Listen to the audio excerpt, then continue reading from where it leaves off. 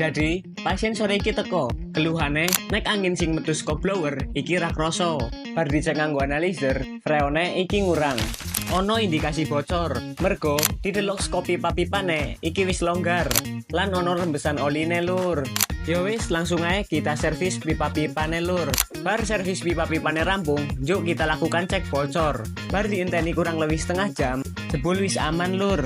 Ra ono kebocoran meneh. Terakhir, mergo kompresornya wis reget banget, kita kumbah sek lur ben bersih.